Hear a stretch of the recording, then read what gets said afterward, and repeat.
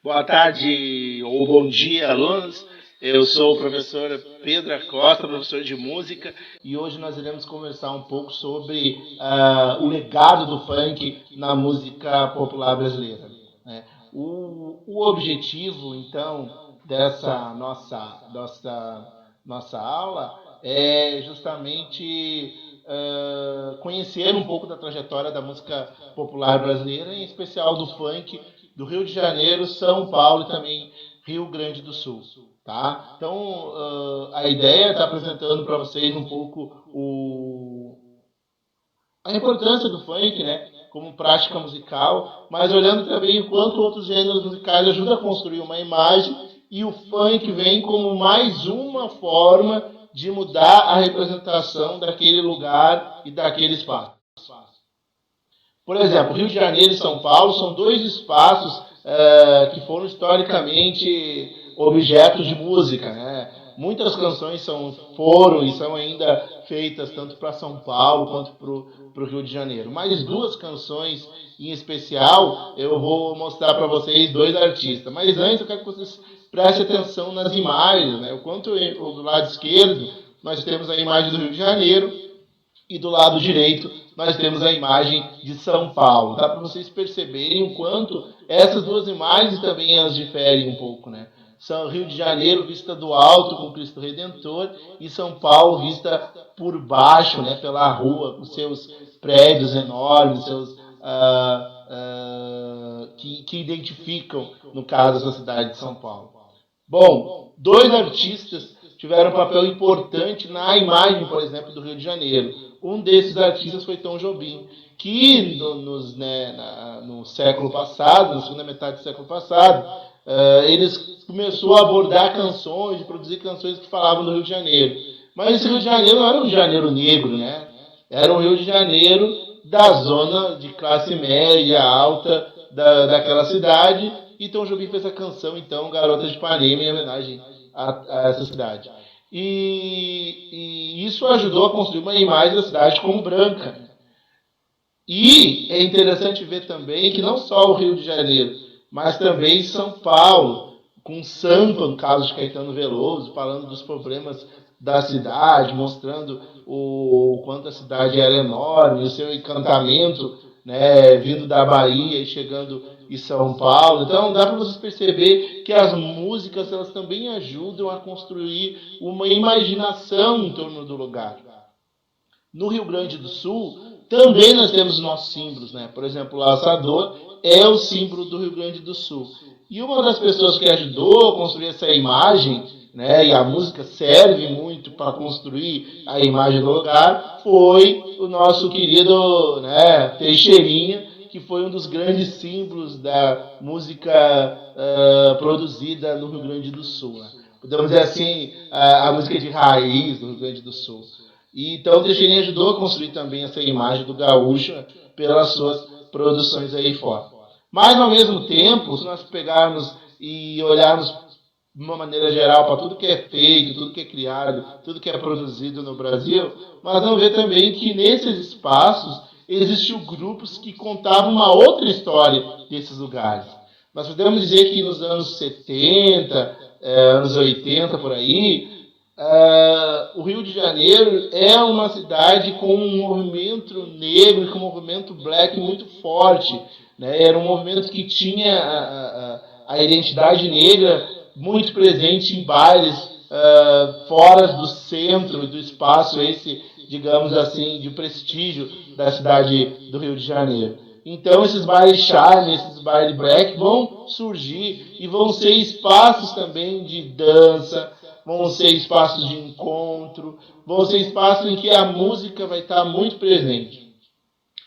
Junto com isso, nós podemos dizer que na década seguinte, nos anos 90 e 2000, por aí, começa a surgir o funk carioca, né, como uma marca já de uma outra fase que vai falar dos problemas tanto do Rio de Janeiro quanto da vida dos sujeitos negros dentro desses espaços de uma forma bem mais direta, né? Porque na primeira fase, podemos dizer, as músicas eram mais dançadas, não tinha um conteúdo nas letras ainda que pudessem trazer toda essa problemática que as populações negras viviam no Rio de Janeiro e nem mostrar o cotidiano dessas populações. E aí surge, nesses anos 90, MCs como Cidinho Doca, MC Claudinho Bochecha, MC Marcinho, né, que vão ser pessoas que vão narrar um outro Rio de Janeiro, diferente daquele Rio de Janeiro de Tom Jobim. E na década seguinte, podemos dizer em 2000 por aí, na segunda metade dos anos 2000, começa a surgir na Baixada Santista um movimento chamado de funk paulista, que era a juventude que já conhecia o funk do Rio de Janeiro, que tinha contato com as músicas do Rio de Janeiro, mas eles ainda não tinham uma cena, não tinham uma identidade própria do funk paulista. E tem uma reportagem do MC Malboro em que ele falava que o futuro do funk estava em São Paulo, não estava mais no Rio de Janeiro. Interessante ver isso, porque G. Malboro foi um dos grandes nomes, é um dos grandes produtores de funk dentro da cidade do Rio de Janeiro, mas também transitava aí por São Paulo. São Paulo que foi uma cidade, que é uma cidade que tem uma marca muito grande em termos musicais pelo Racionais MCs, que foi o grupo que deu uma projeção para São Paulo, revelou os problemas de São Paulo através de suas músicas e podemos dizer que ela também influencia essa nova geração de artistas funk que da cidade no estado, podemos dizer assim, de São Paulo. Então esse funk paulista, chamado por alguns de funk ostentação, alguns mais ligados ao funk consciente, vão surgir, vão contar uma outra história da cidade de São Paulo. Podemos dizer aí, temos esses exemplos aí, embaixo o MC da Leste, em cima ali do lado direito o MC Guimê, e do lado esquerdo da tela de quem está assistindo o MC Neguinho do Cachê. E no Sul vai acontecer também a mesma coisa, no mesmo momento em que está sendo feito, está sendo produzido uma nova imagem do funk no Brasil todo, o funk no Rio Grande do Sul também vai ter os seus representantes fazendo parte dessa cena, entrando nessa disputa por uma outra imagem também do Rio Grande do Sul, que não do movimento tradicionalista, mas ligado também às práticas e às experiências culturais dos negros. Nós vamos ter MC Quinho, MC Filipinho, MC Jean Paul, MC Chesco, MC Betinho, podemos dizer assim, como uma primeira geração de artistas de funk que vão investir toda a sua criatividade, vão investir todas as suas ideias para fortalecer o movimento funk dentro do Rio Grande do Sul e podemos dizer no Brasil. Funk esse que já existia desde a década de 70 em Porto Alegre, através dos bailes charmes, dos bailes blacks, assim como acontecia no Rio de Janeiro e São Paulo. Mas, por uma questão de localidade, o funk no Rio Grande do Sul é muito menos conhecido do que o funk carioca. Mas nós temos também DJs históricos como o DJ Mano Delcio DJ, nós temos também um MC que foi um DJ, no caso, que foi também vereador na cidade de Porto Alegre. Nós tivemos também uma série de pessoas que fizeram parte da cena dos anos 70 e 80 e que ainda estão aí na ativa e que nós, nas próximas aulas, iremos contar um pouco a trajetória deles para vocês.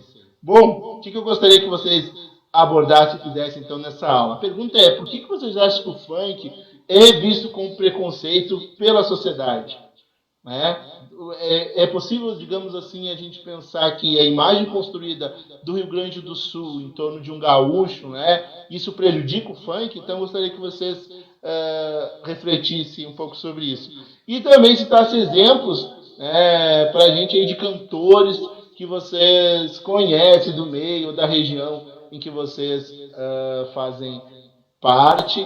E depois também fizessem uns comentários aí sobre o que acharam do vídeo. Tá bom? Inscrevam-se aí no canal, deem um joinha, compartilhe, e qualquer dúvida aí as professoras podem enviar aí para o professor Pedro Acosta, algumas dúvidas de vocês e também solicitações de vídeos que vocês gostariam de estar assistindo aí nessas próximas aulas.